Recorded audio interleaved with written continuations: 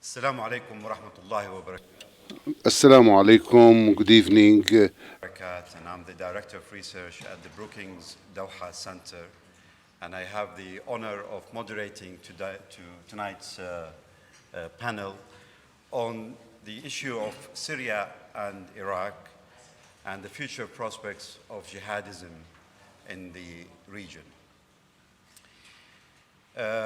Ladies and gentlemen, first of all, I'd like to draw your attention to the fact that this session is being screened live on Al Jazeera Mubashir. And I'd like to take the opportunity to welcome those viewers at home who are following us tonight, and also to suggest that for those who are interested, they can email us, or maybe on the Facebook page, send some questions, and I will do my best to field those questions amongst our panelists. This is part of our series that's focused on policy discussions. We, every week, sometimes every other week, we choose a theme that is topical to the region.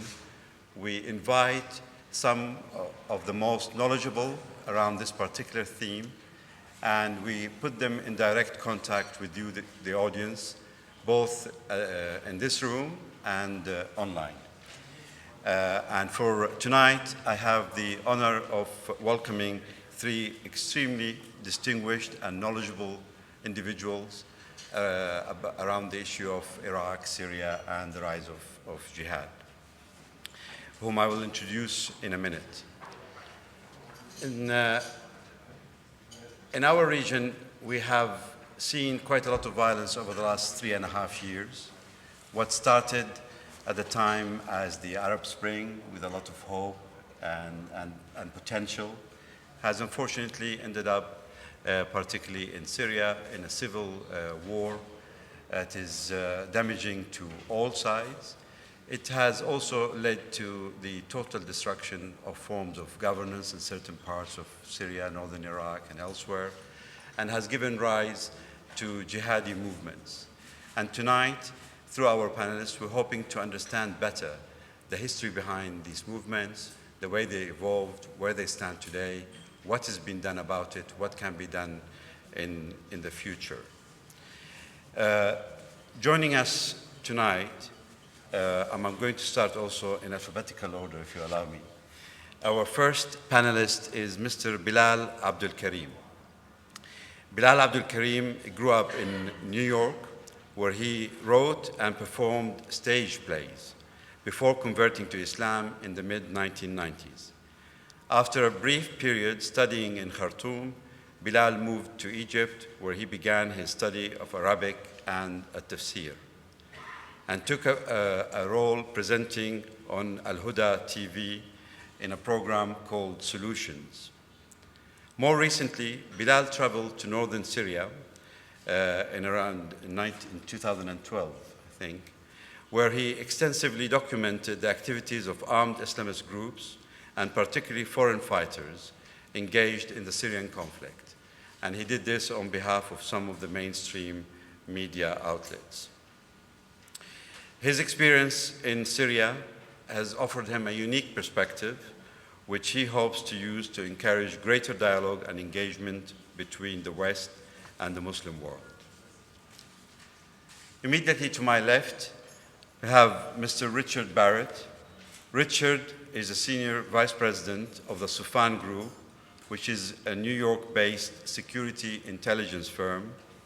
And Richard has formerly worked as the director of global counterterrorism operations at the British Secret Intelligence Service, both before and after September 11. From March 2004 until January 2003, Richard headed the United Nations monitoring team focused on Al-Qaeda and Taliban. He is a recognized expert on violent extremism and the measures that can be taken to countering it. While at the United Nations, Mr. Barrett also helped found the very important component that is the United Nations Counterterrorism Implementation Task Force. Welcome, Richard. To the far left, we have our very own Charles Lister. Charles is a visiting fellow at the Brookings Doha Center, where he's working on understanding the state of conflict and insurgency in Syria, with a particular focus on the growth and evolution of Salafi and jihadi groups. He's also managing a broader process of engagement with some Syrian groups, part of a track to diplomacy facilitated by the Brookings Doha Center. Prior to joining the Brookings, Richard was the head of the MENA section at Jane's Terrorism and Insurgency Center in London. And I should add that Richard now is undertaking an in-depth analysis of the Islamic State and is about to publish a paper in a couple of weeks profiling the movement. The way we intend to do this tonight is that we're going to try and limit it to an hour and a half. And as I said at the beginning, the objective really is to get you to engage with our panelists. So I will start by addressing one question to each of the panelists and give them about 5 to 7 minutes to respond. And then we'll open the floor to the audience. And I hope by then, if we have received any questions online, we'll be able also to field them to you. So if I may start with Richard, if you could please just give us a general idea of the rise of jihadism in Syria and Iraq over the last few years. What does it actually mean? The roots for the movement, where did it come from? How has it evolved over the last few 2.5 years, but in particular over the last few months that it's become public news now that the whole media is focused on the subject? Thank you. Sure. Yeah, thank you very much, and thank you for the introduction, Sultan. Well, you're right. The movement has become very prominent in the last few months, of course, well, really since June, since the Islamic State, so-called, took over Mosul. And then subsequently, of course, with the international response to that. But I think it's important to remember that the roots of the so-called Islamic State go back to at least the 1990s, when Abu Musab al-Zarqawi, well-known Jordanian sort of petty criminal who became very much enamored of this whole idea of fighting to secure some sort of new state, some sort of new world order, something that was based on religion, but certainly not religious. I mean, that he claimed it was coming out of Islam, but of course it had very little to do with Islam.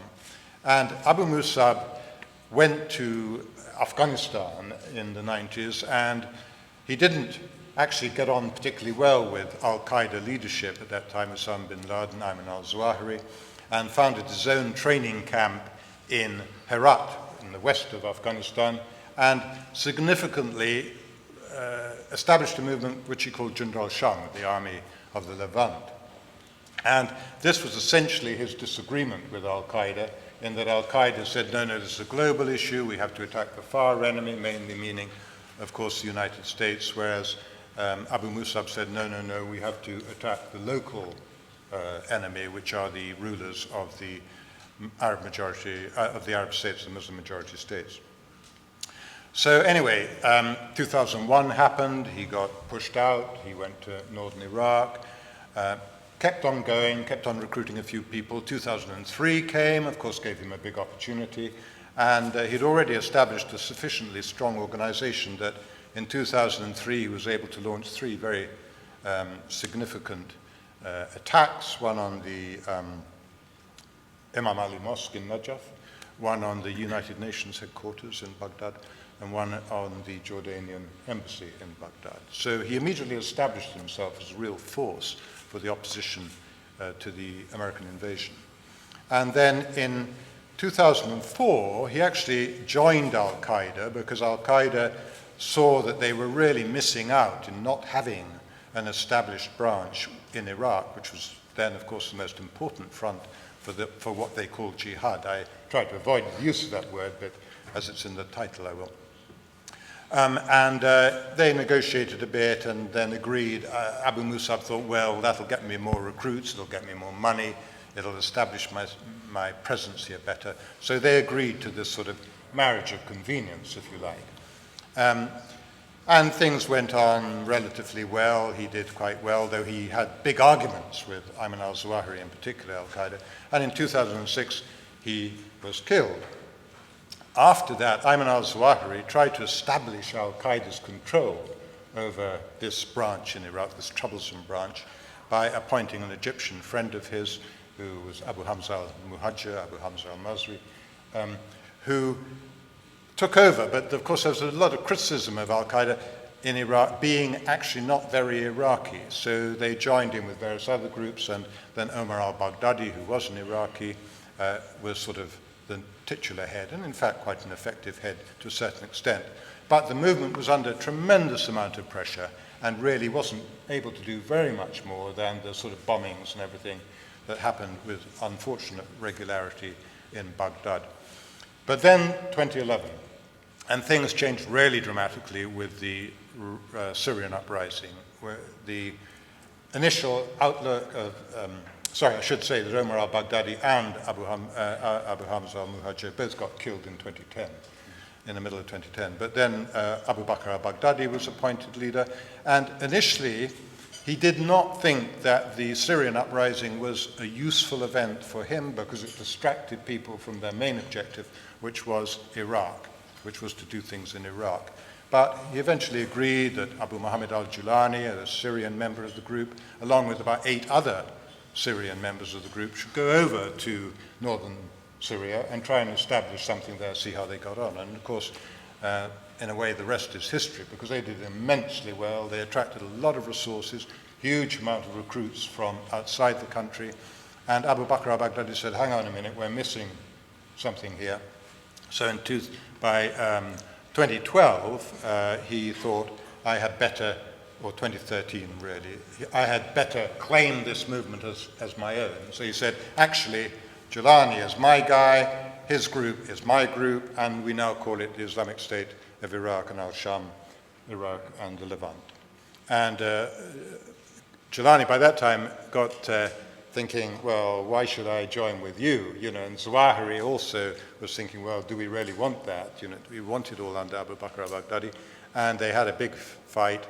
And by 2014, almost a year later, in fact, by April or so 2014, February 2014, Zawahiri said, I cannot reconcile these two groups, and therefore we'll say that Jabhat al-Nusra is our Syrian affiliate, and the Islamic State in Iraq is our Iraqi affiliate.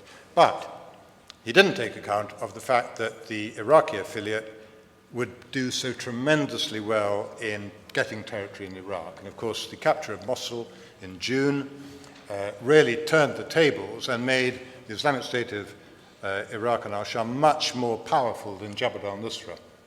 And so, although the battle continues, it's ISIS, the Islamic State so-called, that really dominates our attention right now, though Jabhat al-Nusra, of course, is still a very powerful group and still the Al-Qaeda affiliate. So I think that that's probably longer than my allotted time, but what I think the main lessons out of that are 2. First of all, that the Islamic State is still very locally focused, whereas Al-Qaeda, Jabhat al-Nusra are more globally focused. And the second is that the differences between them are much more apparent than real. In other words, they're differences of tactics and leadership, but they're not differences in objective. Great, thank you so much. And I'll move on to Charles, if I may.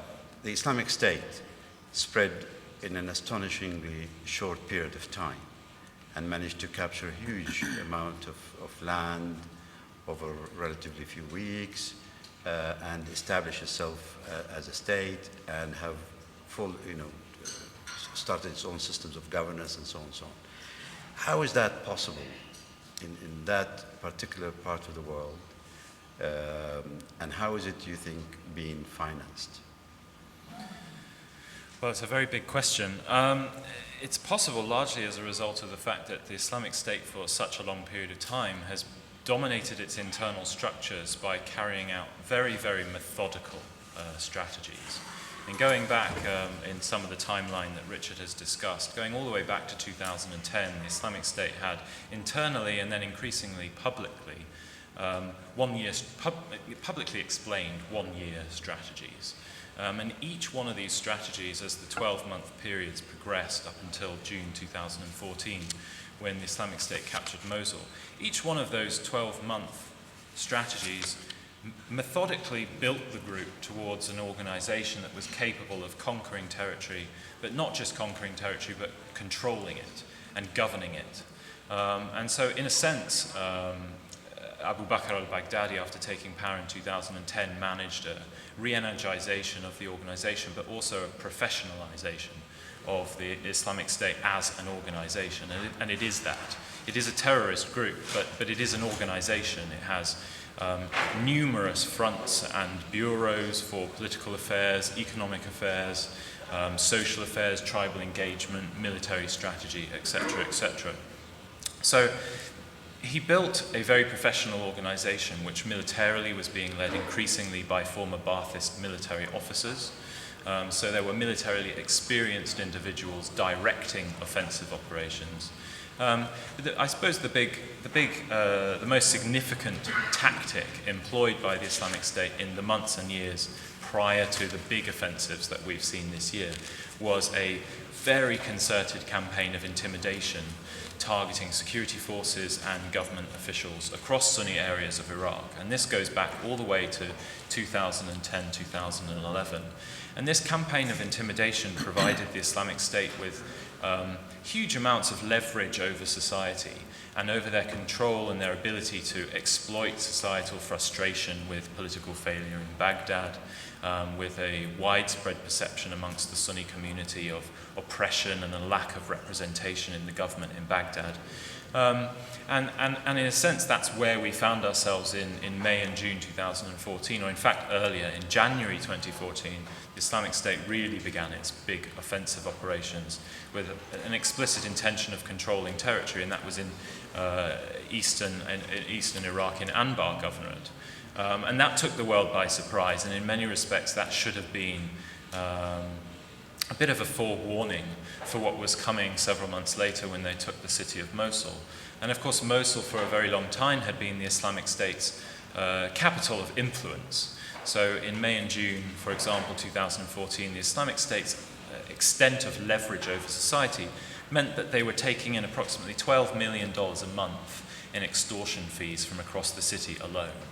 And that, in a sense, demonstrated their ability to not only know the population, but to control it. And so that has led to a number of American officials famously saying that the government controlled Mosul in the day and the Islamic State was very much in control overnight. And it's that kind of societal control and knowledge and leverage that allowed it to conquer territory in Iraq. And of course the story is somewhat different in Syria. The Islamic State, right from the very start when they began to emerge as an independent unit in Syria in mid to late 2013, presented themselves as an independent organization.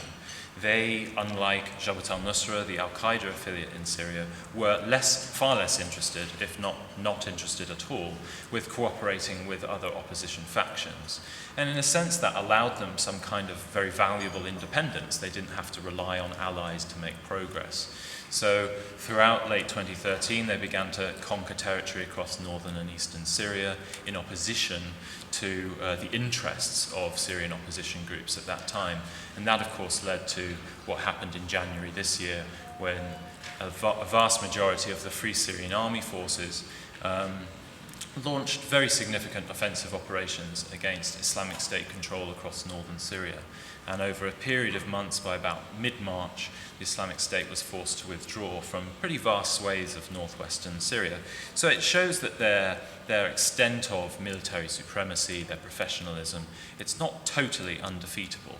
And in fact, I think in many respects they totally overstretched throughout 2013 and early 2014 in terms of their capacity to sustainably control territory. Now, in terms of the financial question, there's been a huge amount written in the media and an awful lot spoken about internationally about the Islamic State's control of oil. Certainly 2 or 3 months ago, the Islamic State was capable of earning, the estimates vary, approximately $1 to $3 million a day through the control of oil, mostly in Syria and then in parts of Iraq. And that was significantly sustaining their operations, but there are many other areas that the Islamic State uses to earn money to this day, and those include very, as I explained in the case of Mosul, very intricate operations of extortion and also official taxation in areas under their control. For example, I mentioned Mosul was raking in approximately $12 million a day in around June 2014, excuse me. But still to this day, Raqqa, which is in Syria, in northeastern Syria, that's the official Islamic State capital, that's still raking in the organization about $6 to $7 million a day. And so we're talking about significant amounts of money, not just coming from oil. They steal and sell artifacts and antiques across the black market. They provide various other services. They take in zakat, charity donations every Friday. There are many other areas in which the Islamic State earns their money, but in terms of the sustainability, it's a very difficult question to answer. Of course, one of the big new dynamics we've seen lately is the international intervention and the launching of airstrikes in Iraq and also in Syria. And what has been particularly interesting recently has been that these strikes have targeted Islamic State-controlled oil refineries, makeshift oil refineries in eastern Syria. Unfortunately, the strategy behind this, in my view, is misled. The oil earns the Islamic State money and it gives them leverage over populations, but the targeting of the oil itself means that the Islamic State will almost certainly be able to blame the international community for the Islamic State's future failure to provide oil and gasoline and fuel for families during the winter, which is obviously only weeks away. And I've spoken with a vast amount of Syrian opposition groups recently, and almost unanimously they have agreed on that point, that in many respects the targeting of the oil at the source will prove to have been a significant failure in the international coalition's attempts to cut off ISIS oil financing. Now, on the other hand, if you give me 1 or 2 more minutes, the element of international support provided to ISIS has also attracted a lot of attention in Western media, but in many respects it's actually extremely misleading. Going all the way back to 2004 to 2005, the Islamic State and its various predecessor organizations made a very conscious attempt to be financially self-sufficient. And so all the way going back to proven figures seized by the American military in 2005 and up to this current day, the Islamic State is probably only reliant on about 5% of its income from external sources and external donors. And so to this day, the element of external financial contributions toward the Islamic State is relatively inconsequential, but if the international community does succeed in cutting off its internal sources of finance, these external donors will become more important. And that, I believe, is why the international community is very keenly seeking out some of these donors across the Middle Eastern region to try and cut off the potential for those donors to provide a long-term source of sustainability for the Islamic State and their operations in both Syria and Iraq. So it's an unclear question, and an awful lot in terms of their sustainability depends on how the international coalition acts, and also the extent to which local actors are provided the opportunity and the additional support to fight against the Islamic State and its control of territory. And the most unfortunate thing is, so far, in my view, the international community's strategy in Syria and Iraq is far too counterterrorism focused. There's an awful lot of spoken objectives of, we need to roll back the Islamic State, we need to put moderate forces in Syria back into power. But at the moment, those forces are being almost entirely ignored, and airstrikes will only minimally contain the Islamic State in today's current conditions. Thank you so much, Charles. Let's keep focused on the Islamic State, and clearly finance helps, but obviously they are powered by something much more stronger than just finance. We all remember the days when we used to say the Taliban are motivated by the $200 a month that they were getting. Now, is that the real issue, or is it more ideological? And earlier, Richard kind of alluded to the word of jihad and said, oh, maybe I'm not sure if we should use jihad. Now, I'd like to ask you, Bilal, because you have a particular knowledge of the situation. You've spent a lot of time with some of these fighters. You've shared with them a lot of experiences. What actually drives them? What is the ideological component, if you like, the essence of what makes them sacrifice themselves, in some cases travel all the way from the West, Northern Europe, from Europe and North America to come to Syria to die, basically? Bismillah, alhamdulillah, salatu wassalamu ala rasulillah. Mujahideen fighters, and I'm going to use this term loosely. Right. Mujahideen fighters, not just in the Islamic State, but first I'm going to talk about them in general. Sure. They are just like the people of the UK. Can we say that everyone in the UK is the same? No, it's not realistic. Could we say that the 350 million people in America are the same? No, that's not realistic either, because you have different types, different motivations and such like that. But there is an underlying factor amongst all of these fighters. And I would say 98% of them, it revolves around two issues. Issue number one is that they are very motivated to establish an Islamic state. An Islamic state is going to carry different connotations depending on who you talk to. But the end goal for all of these fighters is that they want to establish the Quran and the Sunnah as the foremost or the only legislation for their society. Now, after having said that, how do you reach this goal? This is where the issues start to differ. Jabhat al-Nusra was very successful in the early stages because they really had a real lock on understanding the people. They had many Syrians within their ranks, and that helped out tremendously. ISIS didn't do so good early on, or even past early on, because they didn't have that Syrian element, and they just didn't know how to deal with the Syrian people. They didn't get on with them very well, and that led to some issues. And we'll talk about more of that in a second. In terms of their motivation, the second issue is in the Syrian territories is to help the Syrian people. This is something that I think that's really overlooked by a lot of people. Now, we're speaking in general, Mujahideen fighters in general, that they watch what's advertised on the 6 o'clock news. People are being killed, barrel bombs, and all of this is quite unsettling to see people in this condition. Particularly when you find 20 to 25-year-olds who are unhappy with their circumstances, and we'll talk more about that in a second, and they actually have an opportunity to help someone. And this is what's motivating most of them. Some people are feeling like Mujahideen fighters from across Europe or the US or Canada. They go to these territories because they want to spread terror and give currency to their anger. This is totally incorrect and false. They go there because they want to help the people. They go there because they want to see the oppression being taken off their backs. Now, once they get there, depending on who you are with, would depend upon some of the ideology and the methodology that you may that you might actually end up falling into.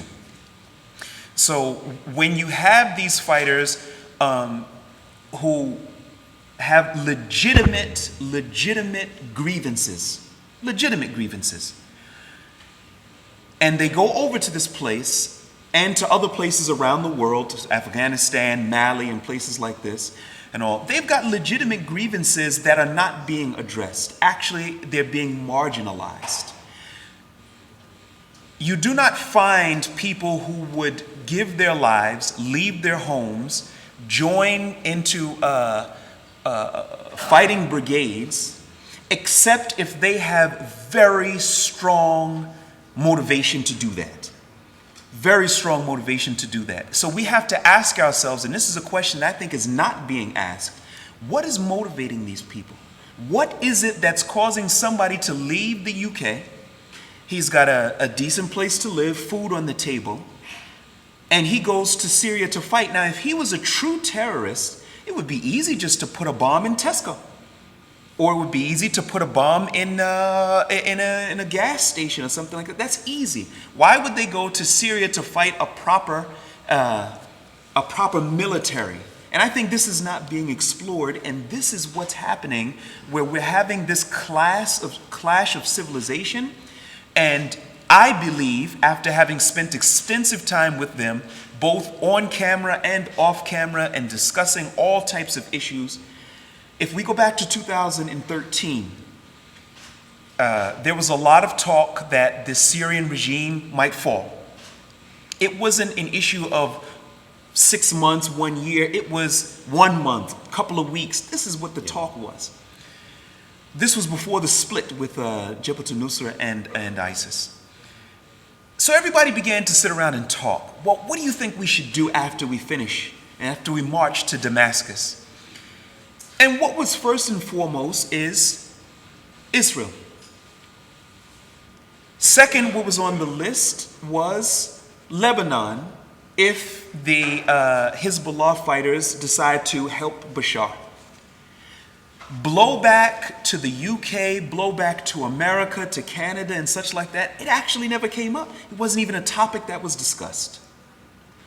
But then earlier this year, something changed. The UK had an idea that, hey, these guys are going to become radicalized, and they're going to come back to our lands, and they're going to want to wage a jihad. I believe that they tried to fix a problem that factually they didn't have. And this turned some of the fighters' attentions, I believe, towards other things. So if you look at blowback is only prevalent from territories where there's international intervention. I'll say this again. Blowback is only an issue when there are regions and territories where there is international intervention.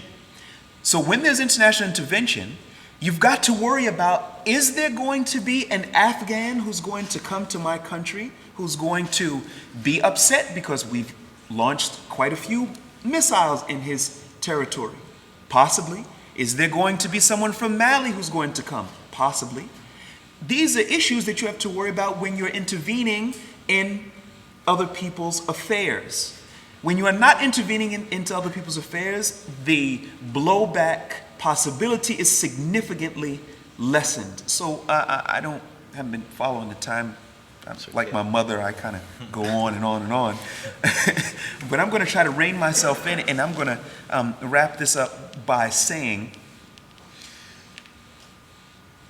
if we are going to be serious, and I'm speaking particularly to people like you, and to people like you, and to some of the people here who have circles of influence, if we're going to be serious about heading off this clash of civilizations, we are going to have to change our strategy.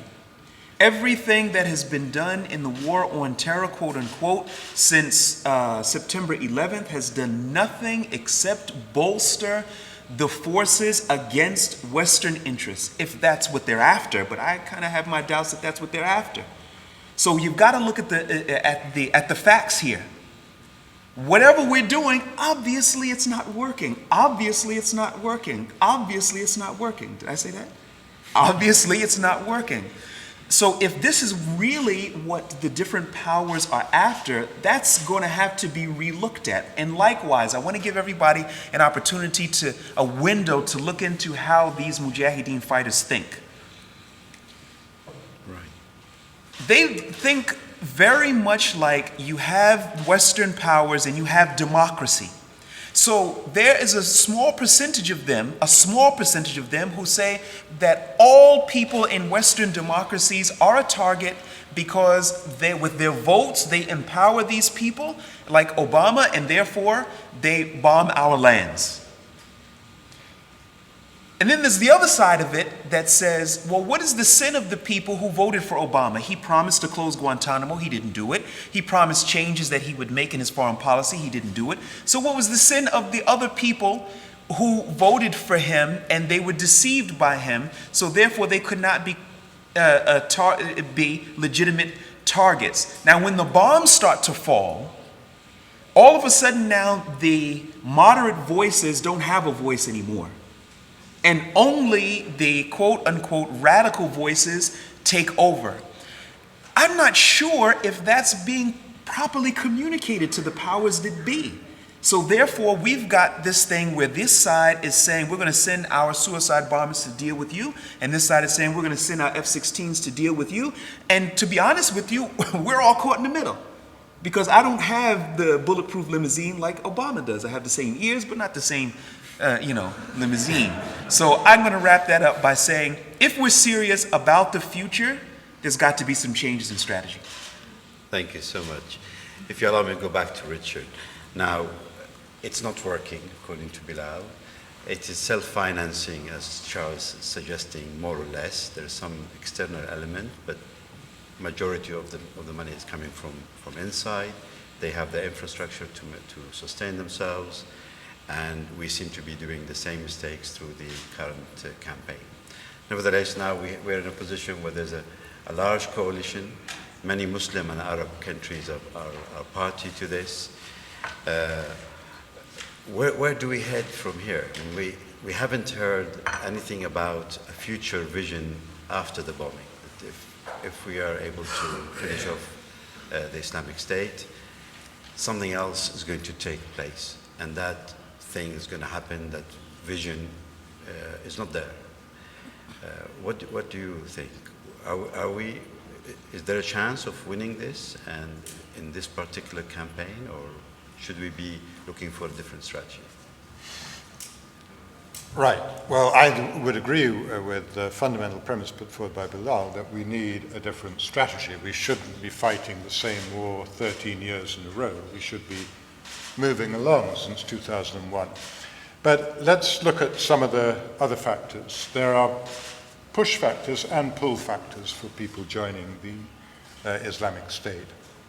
And if there are 30,000, let's say roughly, fighters, actual active fighters in the Islamic State, and perhaps about half of them are foreigners, and perhaps about half of those are from regional countries, then we're looking essentially, in my view, at a regional problem, not necessarily an indigenous problem in Iraq. And the people who are coming are pushed by their sense of disaffection, the lack of good Western policy towards Syria, for example, wanting to provide humanitarian assistance, wanting a sense of belonging, of identity. I think that's very important indeed. But there are also factors on the ground which are allowing the Islamic State to thrive, and that is that they're filling something which is not, space which isn't really occupied. There's a lack of governance, a lack of reliable justice, a lack of equal opportunity, all these sorts of things, and a fundamental divide in the region between people who would support, say, Sunnis versus Shia, or one sort of government against another sort of government. These sorts of divides, which really not only undermine the idea of vision and leadership, which is what you're saying quite rightly, but also actually on the ground, in the local villages, in the small towns, makes people either part of the establishment or the enemy of the establishment. There's not very much ground in between. So I'm saying that if you solve that problem of absence, which comes down, in my view, to regional policies, vision, leadership, projection of something which is forward-looking, rather than saying, okay, let's bomb the hell out of them and move back to what we had before. That is not attractive to most people, to go back to what they had before. How far back? Is it back when we had power, or back when you had power, or back when somebody else altogether had power? It's not a good thing to project and to recruit people to your cause. So how do we get out of that? Well, I think that you need to start with lots of stiff brooms to brush away preconceptions about the nation state, about boundaries, about the inviolability of boundaries and so on. And you have to start again with new ideas of identity. It's not that you're just part of a clan or part of a tribe or part of an ethnic group or part of a faith or whatever. You know, it's more, how do you survive within this particular space, you know, in all the imperfections that exist there? And that is almost impossible, of course, to do, because, you know, who's going to say, okay, we'll start again with a clean slate? Nobody's going to do that. So it's not practical to look at it that way. But if you have an air campaign, which may be quite effective in destroying or knocking back the Islamic State into areas, you know, where it's sort of, you know, less important, if you like, to the future of the country, and there's nothing to take its place, I think what I understand in your question happens, that something even worse may come along, or it may just resurge again. I don't think that it's a solution. So there have to be some basic understandings, regionally, first and foremost, but supported internationally, as to how the future is going to look.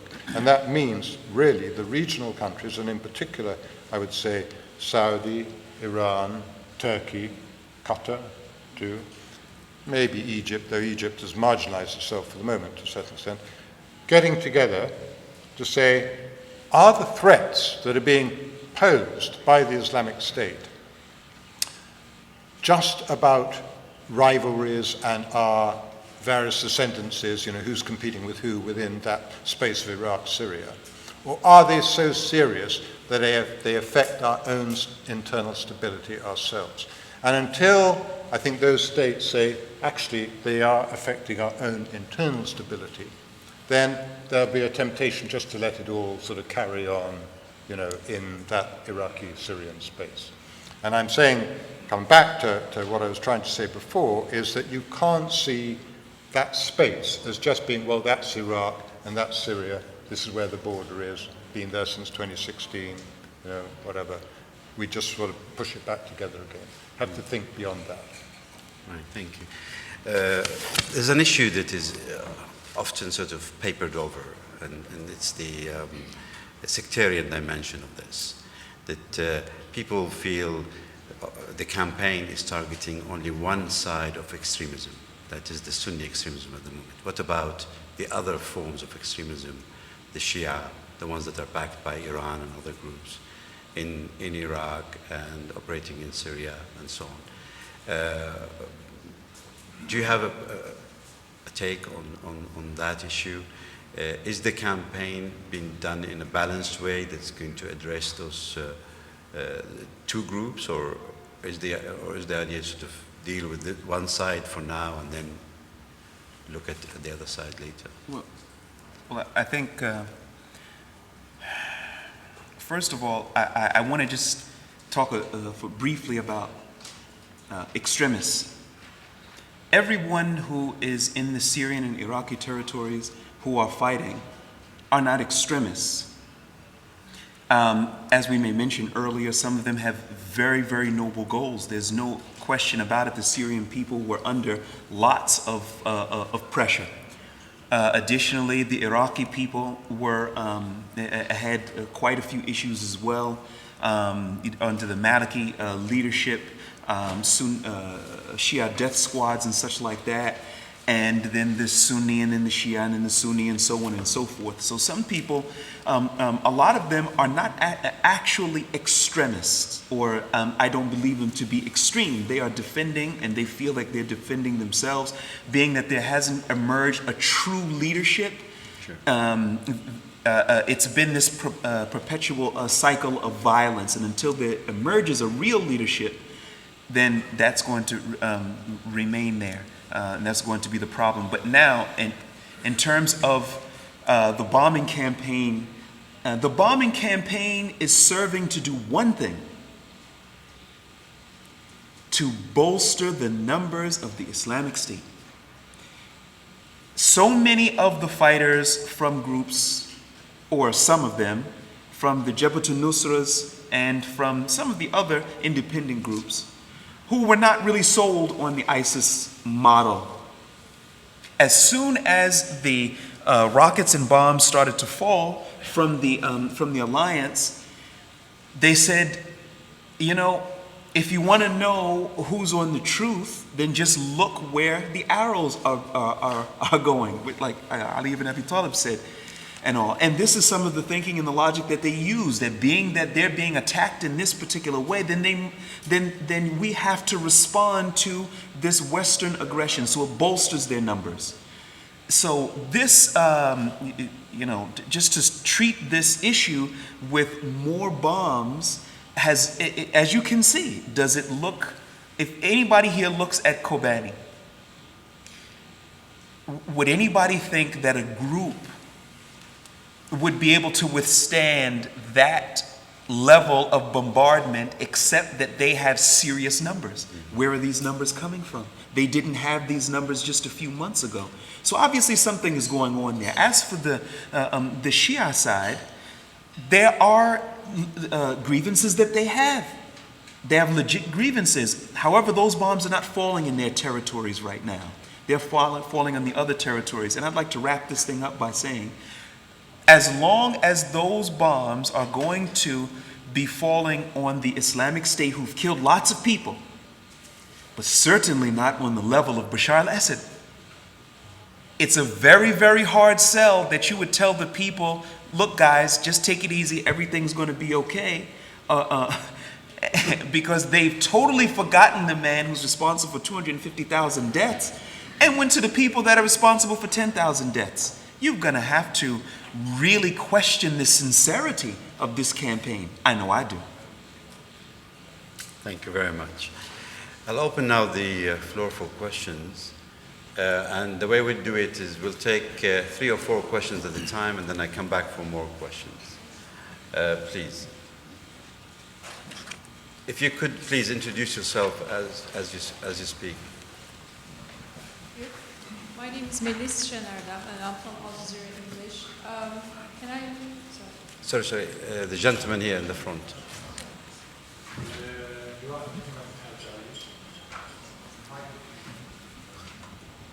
You can translate. اللواء محمد الحاج علي سوري. حقيقة كان بودي إني أسمع معالجة لأسباب هذه المعضلة الكبيرة في المنطقة. فلم أسمع حقيقة أسباب موجبة، وإنما سمعت المعالجة لظاهرة. وهذه المعالجة للظاهرة أعتقد لا تحل المشكلة، قد تسكنها مؤقتا ولكن لا تعالجها على المدى البعيد.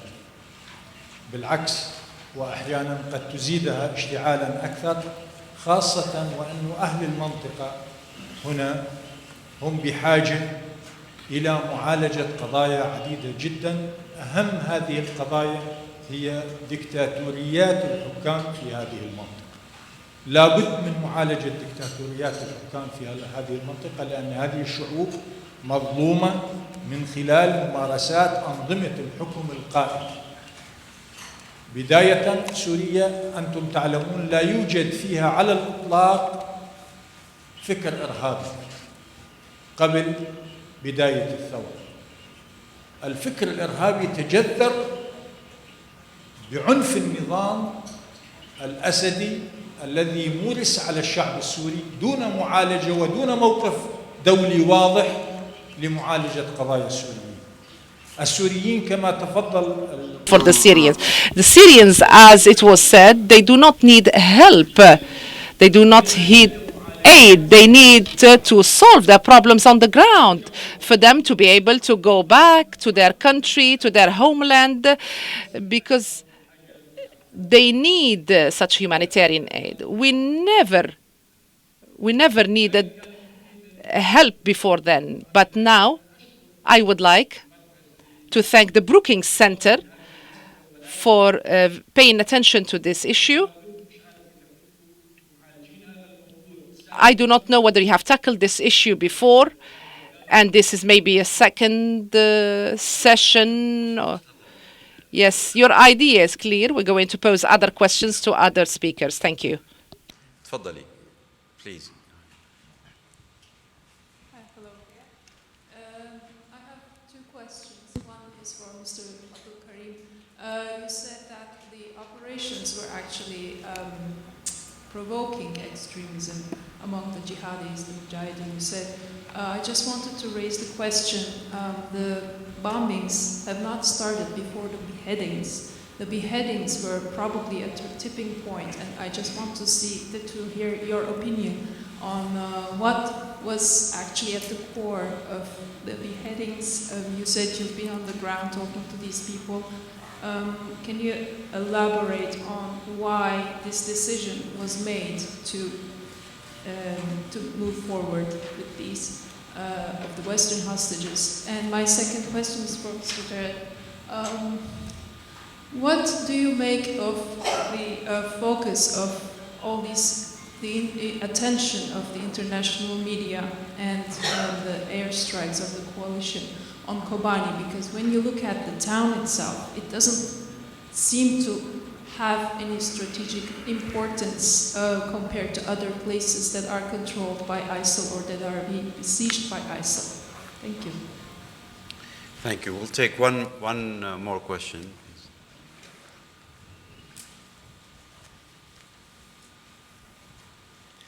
دكتور عمر العجلي. Dr. Omar Al-Ajli from the Center of the Historical Studies. Thank you very much.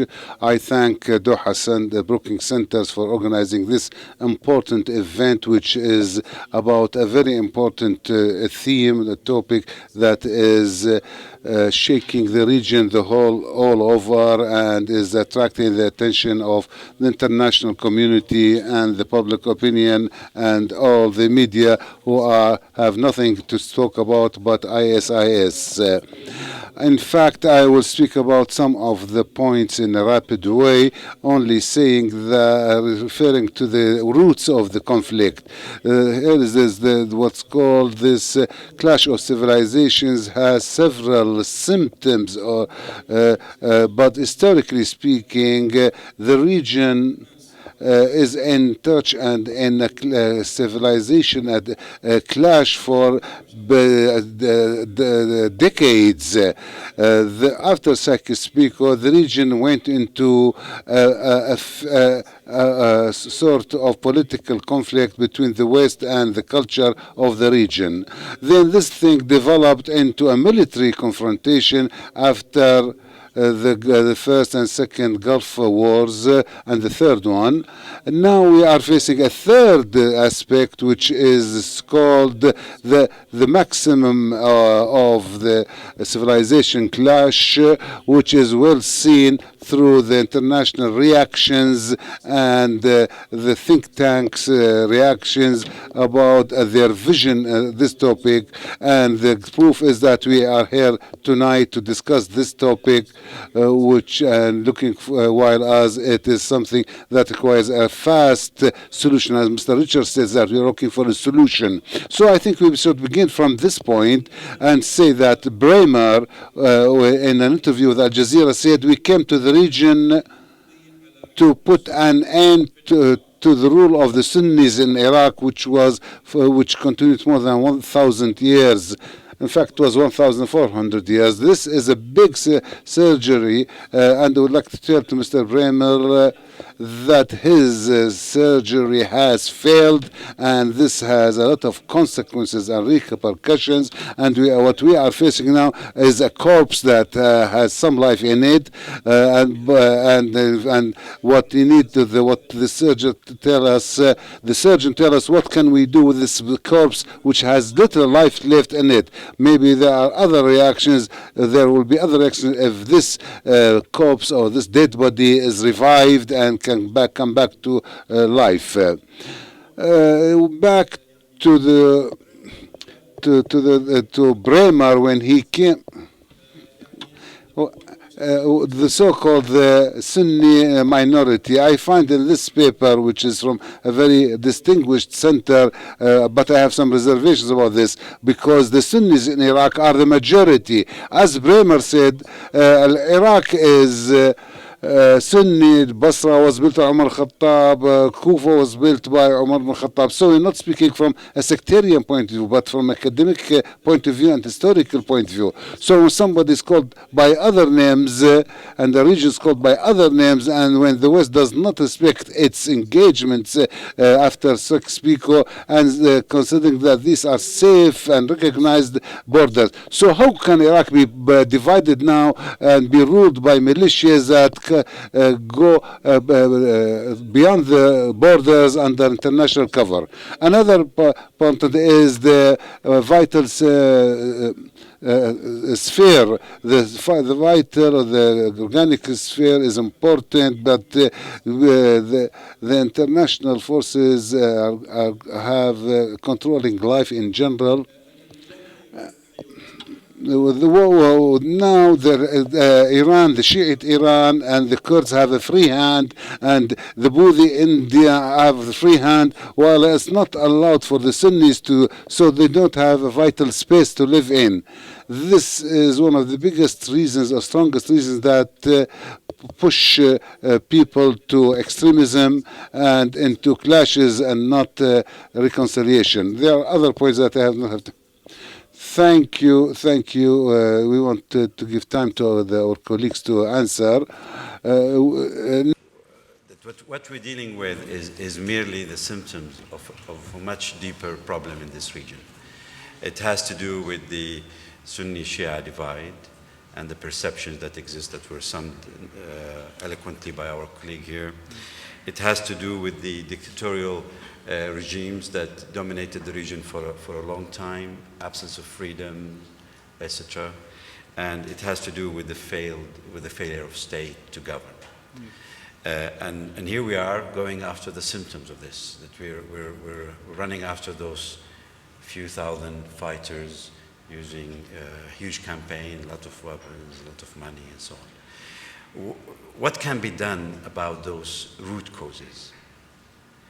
And this is a question to the three of you. I'm happy to hear from anyone here.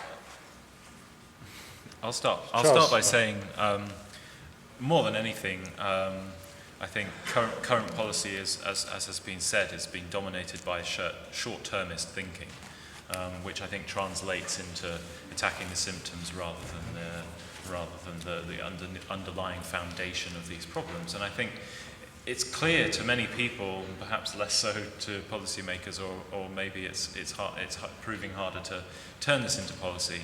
But the immediate solution and the long-term solution is clearly, in terms of fighting back against extremism, is to coordinate with local actors and use local actors. Local actors are the solution to this. It's not going to be solved from the outside. And there are very clear examples in Syria and Iraq. They are very different examples, but it's both extremely clear that there are a vast number of local societal organizations, armed groups, tribes, community groups, etc., who are perfectly capable of pushing back against extremists. But they need the support, they need the assistance. I think this is extremely clear in Syria, but it's also the case in Iraq, although it's somewhat more complicated. And in a sense, that does also feed into to your original question, Sultan, earlier about the role of the Shia militias, for example, in Iraq and in Syria. it's a quite underplayed aspect, but it's perhaps just as significant in terms of reinforcing a perception of sectarian dynamics in both countries. And the fact that, for example, I saw yesterday Qasem Soleimani, who's managing essentially Iran's outreach and support of many of the Shia Iranian-supported militias in Iraq, was deployed with a Shia militia yesterday south of Baghdad, which captured an apparent Islamic State fighter and towed him around on the back of a truck for half an hour. And so this is ignored. But acts like that, and these spread like wildfire across social media, reinforce the very perceptions that we need to be fighting against. And the fact that in Iraq and in Syria, the United States and its various allies are perceived, rightly or wrongly, as coordinating actions with Iran. And the fact that then a very senior Iranian official is pictured at the scene of something like that yesterday is deeply, deeply damaging to trying to sow the seeds of a non-sectarian future in both countries. And I agree, of course, when I speak with Syrians and Iraqis, they say, but my country is not sectarian, and of course that's true. But there are actors who are creating this perception of sectarianism and reinforcing that on a day-to-day basis. And there does need to be an acceptance that that is the case, and it needs to be solved, and only local actors can do that. Thank you so much. Richard, the issue of Kobani, what is the strategic importance of this small town? And if I may add to your question, more so from the Islamic State perspective, why are they so keen to get in this particular town? Yes, the Islamic State military tactics are quite interesting because very often they act strategically and seem quite sensible, and other times they seem very silly in dissipating their forces, moving them around to lots of different fronts and so on. And their main military commander, who seems to be the best they have, is the Chechen, Omar al-Shishani, who would not go near Kobani. He's been very active around Anbar, and in fact, they've made a lot of advances around Anbar. But Kobani, that was part of a strategy that the Islamic State seemed to be pursuing to control all the border along with Turkey, and to get supplies and manpower and move people across the border themselves, but also to deny that opportunity to rivals. And then Kobani suddenly took off as a sort of big issue, and then it became, well, we're not going to be seen to lose this battle. And then on the other side, the Kurds didn't want to be seen to lose this battle. Then the Islamic State, in my view, saw the advantage of putting Turkey in this very difficult position, because these are not Kurds like in the Kurdish Autonomous Region in Iraq that Turkey supports. These are much more PKK-type Kurds, which Turkey does not support. So immediately ISIS, because they're not stupid, saw that this would put pressure on the coalition, particularly one of the main partners, Turkey. And then, of course, the Americans came in with airstrikes around Kobani, and then it became an issue of, well, can the Americans, this great power, this international, superpower, beat us, the Islamic State, who are just a few fighters fighting in Kobani? Can they or can't they? We're still here. We still fly our flag from the hill and stuff like that. Maybe we take it down occasionally, but we get back. So now all sorts of different factors come in to influence this fight over, as you say, a really completely insignificant part of territory. Thank you. That's very interesting. Bilal, talking about the issue of factors influencing action, the question was raised about the beheadings and the way they were portrayed on media.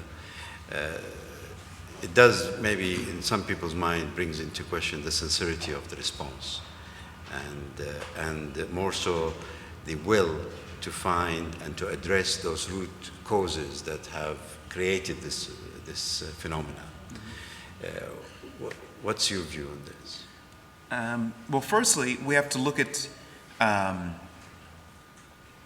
Alan Henning, Jim Foley, John Cantil. All of these prisoners had been imprisoned for many months.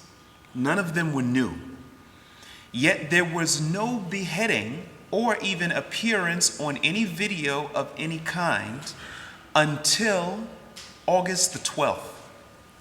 August the 12th, James Foley appeared in a video in which he was threatening, he was threatened by the man with the knife, and everybody remembers that. But what date did the coalition bombing begin? August the 8th. Other prisoners, from the French prisoners and other than that, had come into their clutches, if you want to call it that, and they were released, or ransoms were paid, and so on and so forth. But these were different. Now, we can't ignore the fact that it was the 12th, 4 days after the coalition bombings began, that they appeared next to the guy that had the knife. We can't pretend that happened by chance, because it didn't. Too often, we would like to write these things off by just saying that these are extremists, and I do believe that ISIS, they are extremists, but we just want to write this off as if, you know, they've got some wild ideas or something like that. But this is not the case. Much of this is based upon actions, perceived actions, aggressions that have taken place against them. If we just look at Canada, and I'll be very brief with this. Canada, earlier this last week, I believe it was, there was a Muslim, new Muslim, who took action and killed a couple of Canadian soldiers. Now, the first thing that happened is the Prime Minister of Canada got up on TV and he said that this terrorist act and this terrorist act and the terrorist act. Now, whether you like what happened or you don't like what happened, let's talk about reality.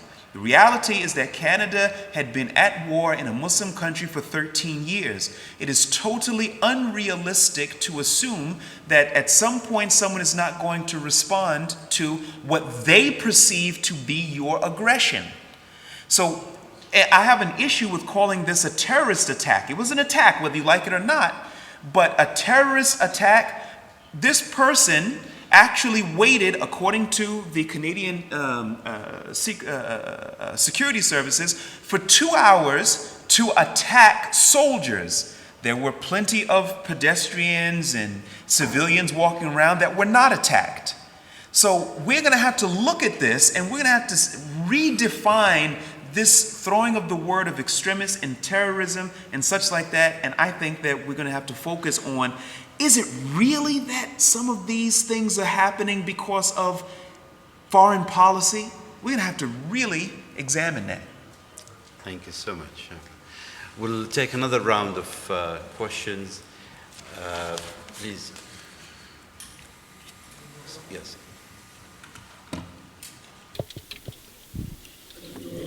Dr. Hamid Khalifa, researcher in Islamic thinking. My question is, jihad in Islam has some rules. It's kind of worshipping, and it's not in line with what the Daesh is doing.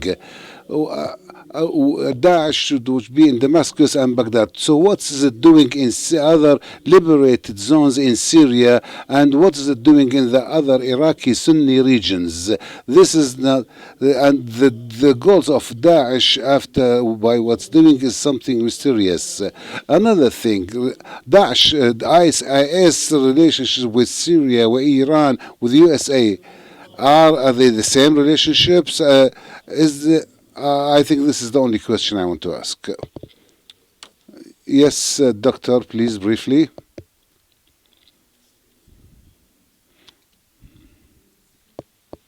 So I'm going to speak in Arabic because I think it's fair to Arabics, and most of them know Arabs. Bismillah ar-Rahman ar-Rahim. In the name of God, the most merciful, most compassionate.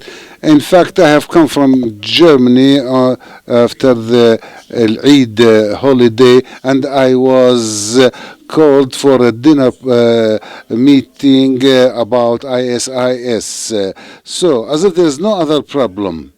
Somebody asked me, where are you going? I said, I'm going to a seminar about IS. You said, you are like them. The IS is not so bad. We must keep in mind that the ISIS had stopped the creation of a Kurdish state, which is another Israeli state, and has stopped the creation of the Shiite Crescent.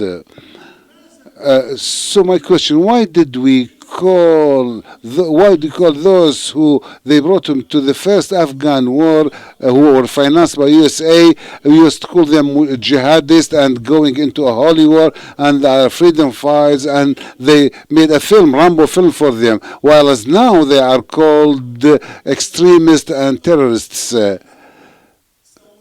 There has been Arab revolutions, peaceful ones, that would have been able to kill this extremism of ISIL, but you left the dictator rulers and we say that Sisi in Egypt killed 6,000 people in one day, and nobody protested against that. You protest against ISIL. We don't protest what Bashar and Sisi are doing. And no, Rijal Bora. With the glasses, yes, please.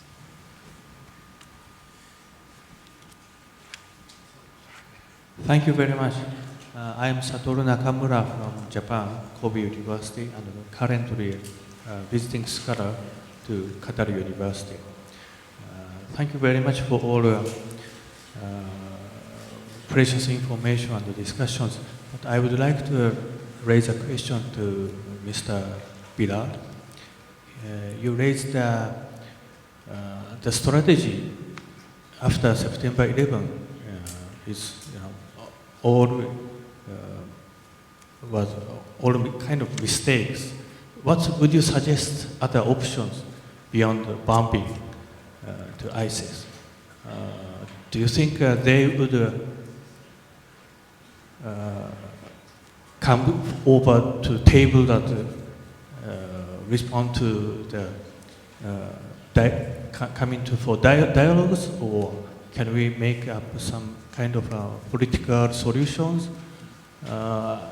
I guess you are not supporting training moderates, so what they call moderate soldiers. So I guess you have other options. So I'm glad if you can point them, some of them. Thank you very much. Thank you very much.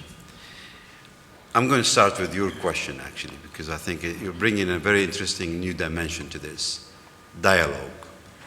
We seem to have lost the art of conversation in this part of the world. We don't talk anymore, and maybe more so since 9/11. You're either with us or against us. Is there room for dialogue with these groups, do you think, or is this an impossible thing to achieve? I believe very, very strongly that the majority of these groups that are fighting for an Islamic State, which is not limited only to ISIS, with, as we may mention, different paths that they want to take to achieve this goal. I believe that opening the door to dialogue is very, very possible. Very, very possible. However, it will not be easy. You made mention about, in the wake of September 11th and bombing and such like that. The first and foremost thing that we have to keep in mind is that if we're looking at the facts and we're seeing that the additional bombing is making the situation worse, we've got to say that we really need to maybe think about not doing this anymore. So then what would be the alternatives? Firstly, the alternatives are this. I believe strongly that Muslims, just like Americans, just like Canadians, are well able to sort out their problems and their issues. They're able to do that. However, when you have constant intervention from outside actors, this is going to make the situation worse. Now, is it realistic that we're going to say now that the Iranians are not going to get involved, the Saudis are not going to get involved, and the Turks are not going to get involved? No, this is not realistic. However, These are regional players, and that's normal and that's natural. However, when we have other players getting involved, the UK, the US, and such like that, these are what you would call traditional enemies as far as these fighters see it. They see America and the UK and the West as traditional enemies. Their involvement totally changes the paradigm and the dynamic. So yes, if you engage in some of these groups, in all of these groups with an opportunity to discuss what is your core issue. I may agree with you. I might not agree with you. We might finish the conversation in a punch-up. But at the end of the day, we're now sitting and we're discussing, what is your problem, Abdullah? And he said, well, you know, Steve, my main problem is this. Really, I didn't know that. And now we can start to discuss this. But as he made mention, if only thing that we're going to talk about doing is firing upon one another, I fear what's going to happen next. Right now, the major weapons of mass destruction are in the hands of Western powers. We cannot assume that this dynamic is going to remain as it is today. What is going to happen when some of these people get hold of weapons of mass destruction? No one can say around the world, you've got how many mujahideen fighters, which is interesting, which you made mention as well. What's going to happen when they get weapons of mass destruction and they want to return fire? That's what we're leading up to. If we don't get serious about talking, I'm talking about from both sides, I can promise you that we're going to talk in 5 or 10 years, but that's only going to be after hundreds of thousands of people in America, UK, Iraq, Afghanistan, Syria have been killed. We're going to talk. Everybody's going to talk. But how many people are going to be dead by that time? So I say we need to get serious about that now and like yesterday. Thank you. Richard. Yeah, it's great. It's great. But before joining the Sufan group, I worked 10 years at the United Nations. And I can't remember how many heads of state, heads of government I listened to speaking at the United Nations. We're really good at talking. We're really good at talking. We're not very good at doing anything. That's the problem. Talk's cheap. Talk's easy.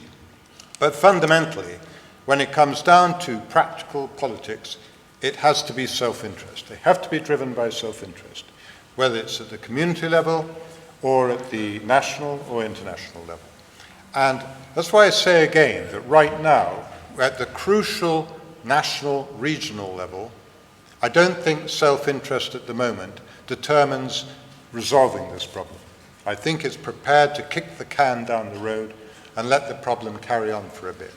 Because if I solve it, I have to give up something. I don't want to give that up. Therefore, I'll just sort of let it go on, see if my rivals have to give up more.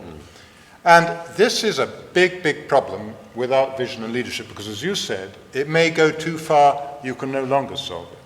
And all wars, that resolve themselves eventually, end up with massive movements of people. Already in Iraq, Syria, we've seen massive movements of people. And fine, okay, that may be some sort of solution. You get a balkanization, if you like, of the problem.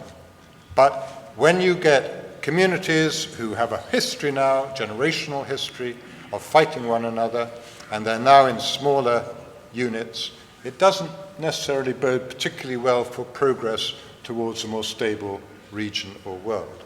So I would agree with you. Talking is great, but talking leading to action is the key thing. Talking leading to action, but also talking in order to understand the position of the other. Well, understanding... in order to establish a strategic position. I mean, I have a question here from someone who's following us on the internet. And it's a very simple question. What are the Arabs gaining from their war on Daesh? Why did they all rush to join the coalition at that speed, with money and weapons and so on, when there are many other priorities elsewhere? What are they gaining?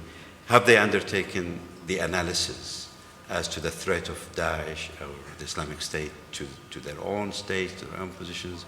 or were they just responding to the American request that we've established being as a response to the beheadings and other threats? I firmly believe that they responded.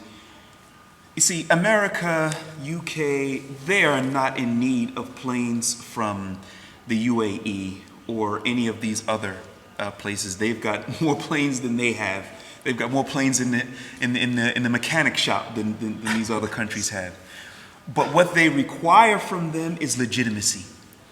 They need to have these other countries so that they can say, "Hey, we came there, through with the coalition to help to solve this issue."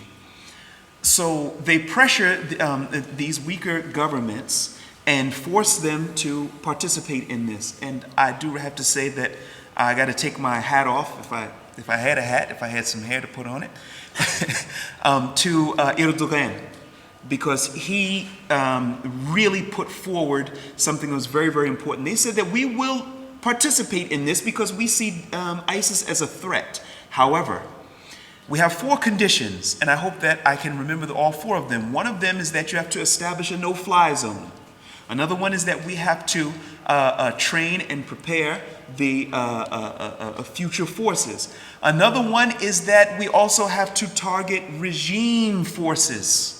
Regime meaning the Syrian regime. And I'm sorry, I've forgotten the 4th one. I'm sorry? And a buffer zone. This, in my opinion, showed true leadership. We've got a threat. If you want our assistance in this, you've got to be prepared to satisfy, just as you made mention, this is going to have to satisfy some of our demands as well. Unfortunately, I believe that some of the other Arab countries, through pressures or whatever it is that is said in the back door, that they joined in. They have no stake in this. They have nothing to gain by this, except to draw the ire of people that did not have you in their crosshairs, but now they just might. Thank you so much. Thanks. Charles, the links or suspected links between the Islamic State and the regime in Damascus, is that something that is established, or could you comment on that? It's a very contentious subject. I think if you're talking about actual concrete links between the regime and ISIS today, there aren't any concrete cooperative links. However, with that being said, you can look back in history, back towards the US occupation, all the way from 2003. It was very clear that the Assad regime very strongly facilitated transfer of foreign fighters into AQI, Al-Qaeda in Iraq, and its various successor organizations. So there are links in history between the Assad regime and the jihadist organization that is today the Islamic State. But they're very much at loggerheads today. There was a period of time, nearly a year in fact, from probably approximately July or August 2013 till about June this year, whereby the Assad regime and ISIS rarely fought, if ever.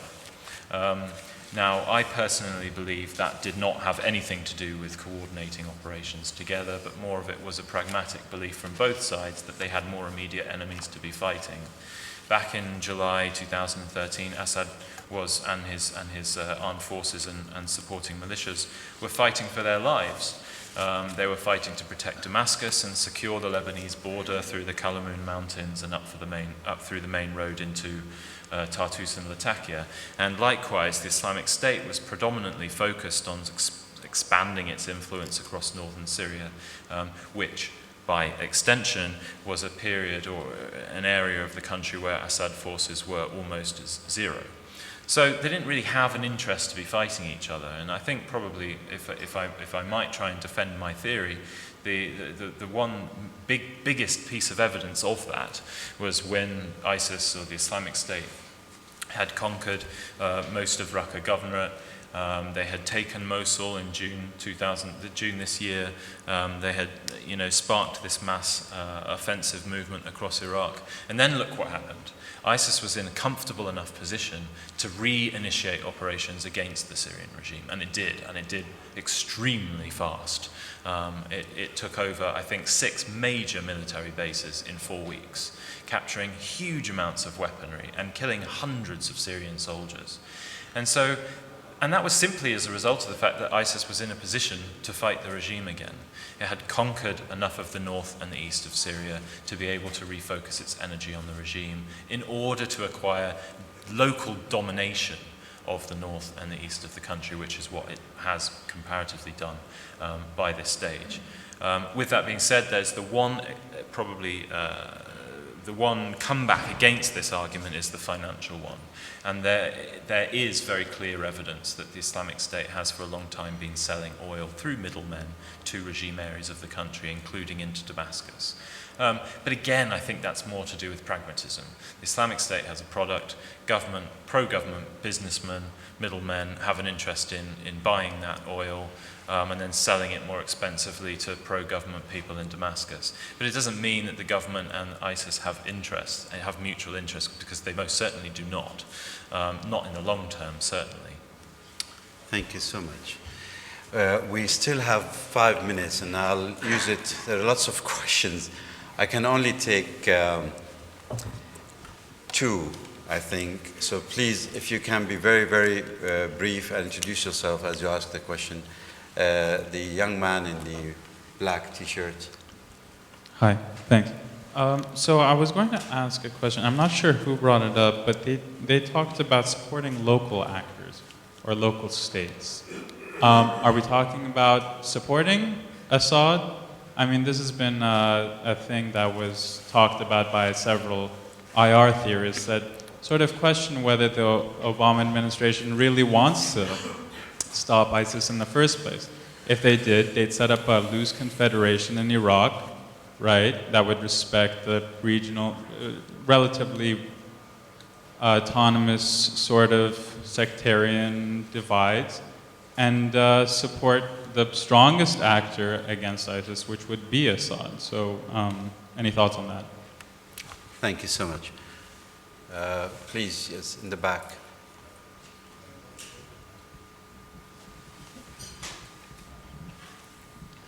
Yes, my name is Salih Mubarak. I'm a professor at Qatar University. My question is for the United States. Okay, ISIS is a terrorist organization and it's a threat. We in the Syrian opposition have been warning against it for at least a year and a half. I know many people who spoke in media that this is a growing threat, and the more vicious the regime gets, the more it kills, and the more it maims, it's going to provoke this radicalism somehow. And we've seen that grow, and we saw that a practical solution was to support the Free Syrian Army to be the dominant mainstream opposition, but that was totally ignored, and the West turned a blind eye on the growing terrorism there, the extremist organizations, purposely, we believe. So how do you explain that? Thank you. Sorry, I'll change the rule. We'll take one more question, but please make it very brief.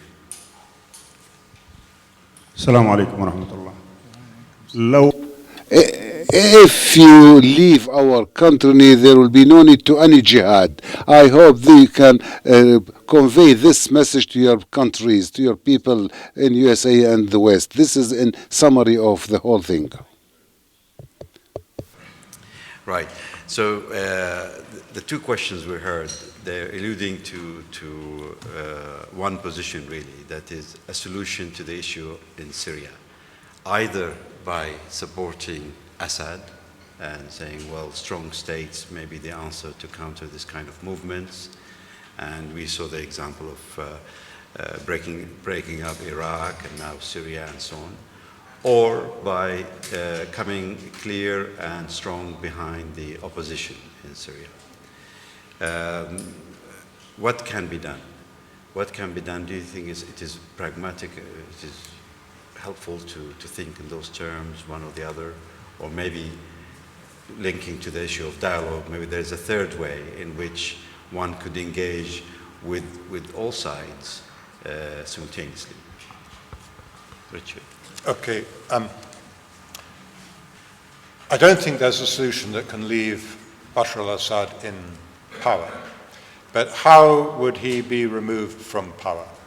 I think that would be for the Syrians to decide. So the Syrians, somehow the Syrians must have the capability, have the opportunity to decide the nature of their future government. How do you provide that? I think is extremely difficult to determine. I agree with President Erdogan and Bilal here that you can't solve the problem of Islamic State without solving the problem of Bashar al-Assad and Syria. But the United States, extremely exhausted with intervention. Intervention itself is a very complex issue, a very controversial issue. Why do you intervene here and not intervene there, for example? Didn't work out so well in Iraq, I would suggest. Maybe not. We shall see what happened in other countries where there's been some sort of intervention. But we had two Geneva processes, both of which failed. And most people think they failed essentially because the United States and Russia disagreed. And until you have Security Council agreement, until you have an agreement at that level, I think it's difficult to think that it can come up from a community level and just sort of manage to sort things out sort of by some magical process. And the Free Syrian Army,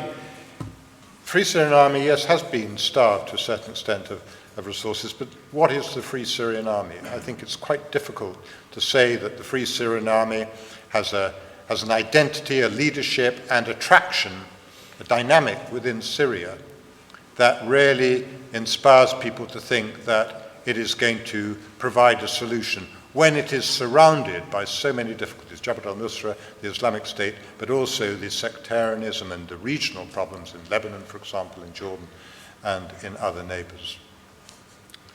Thank you very much. Bilal. The issue, in my opinion, is not the fall of ISIS. I don't think that that's the issue. I think that the issue is who defeats them. Because what happens when someone who controls territory is pushed out, some force pushes in. If this is a Western force or a Western-backed force, if it's either a Western force or a Western-backed force, there will be no peace in that area. Because what you have is you have Islamic factions who are fighting in these territories. Any possible permutation for peace in the future that does not include them is doomed to failure. It doesn't make a difference whether people actually like them or they don't like them or whatever the case is. They are players in the game. And as long as they we're going to look for the Free Syrian Army. Okay, no, not the Free Syrian Army. Okay, well, what about Bashar al-Assad, 250,000 people? Okay, we can put that on the side. And I know that probably is too fast for the translators. But the reality of the situation is that there's got to be some level of Islamic solution to this issue, or it will surely fail. If you, we spoke briefly about the main opposition to ISIS. The main opposition to ISIS is not Bashar al-Assad. The main opposition to ISIS, if you look at all of the fighters who are active in the Syrian territories, are Zahran al-Lush's group, the Ahrar Shams, the Jabhat al-Nusras. When you put that together, that numbers, it's got to at least dwarf the Assad regime. So I don't see that it's either this or it's either that, because both of those permutations are doomed to failure, and I think it's going to weigh very, very heavily on the people of Syria. So I wrap this up by saying supporting groups that don't have traction on the ground, like the Free Syrian Army, is something that will make the people in the Washington and the Downing streets, make them happy and all, and they'll feel like they're doing something. But all they're doing is destroying the Syrian people, and I think that they need to stay out of it. Thank you so much. Charles, closing. Sure. I think probably most of what I'll say will be largely in agreement, but I'll expand on a few points. I think Richard's absolutely right in terms of the first question about Assad. There are people in various administrations who tout the question. You know, maybe things would just be easier if we place our support in Assad's lap, and then he's got the capabilities, he's got a relatively unified security force apparatus to fight against extremism. But, and it's a very big but, there is a pretty much unanimous acceptance that Assad isn't a unifying factor in Syria, and that is over and above everything else what Western states are looking for in Syria, if we're talking about Syria in particular. Whatever comes from for Syria's future, for Syria's political future, has to be a unified Syria, has to be a non-sectarian future, and that isn't what you're going to get from sustaining Bashar al-Assad's power. And I think that's why the overarching rhetoric coming out of most Western governments these days is that there has to be a transition eventually. Now, absolutely, I think all of us have said so far that moves towards that are far too slow, if not moving at all. But that is the eventuality that Western governments are looking for, and it is the eventuality that I would say is the most positive. It will have to be a sort of unified Syrian government, negotiated between all Syrians, not just between the opposition and between Assad's supporters, but between the vast middle ground, the grey area that is relatively unengaged today. And then on the second point, I would say that probably the biggest failure of Western policy as an extension of that earlier point is that the idea that the opposition has to one day succeed in one way or another, whether that be by forcing a transition or by actually winning the conflict. The fact that Western states have always stood by that, their actions haven't resulted in that eventuality, and that has primarily been because they've had such tight blinkers on a very small subsection of the Syrian opposition, and they've, through some understandable policy restrictions, had to refuse engagement with various Islamic organizations, for example. They've swayed away from other organizations because of, for example, Gulf political tensions, and all of that has resulted in a failure to create a truly representative Syrian opposition, which is representative of the people on the ground. Too often, I have meetings with Syrian military commanders, including moderate Free Syrian Army guys, who still say they don't see their exiled opposition as representative of their interests. They still say, we want to create our own structure, and only then will we be interested in negotiating with the government. Until we feel represented, we'll have no interest in any kind of negotiation that's going on. And so, in that sense, to cut a long story short, the biggest failure is having not created a truly representative opposition structure, both a political, a civil, and a military one, all combined. And there are, which is fascinating, very significant moves going on inside Syria to do exactly that right now. And it will be extremely interesting to see whether or not that ends up being created, and whether or not international states interfere with it or not. Thank you so much. Thank you for the three of you. It's been absolutely fascinating. I will not attempt to summarize what was said, except to say we seem to be in agreement that the bombing campaign and the strategy in its current form is unlikely to deliver the results desired, not just internationally, but also more so regionally. And there is a call for a greater degree of engagement, maybe around issues, maybe a degree of dialogue with some elements that are involved in the conflict at the moment. There's a call for being slightly more selective in terms of identifying your partners and who you work with. And more importantly, I think there is a call for Arab nations to better understand the threats from this phenomena to them, and why is it in their interest or not to be at the forefront of this war.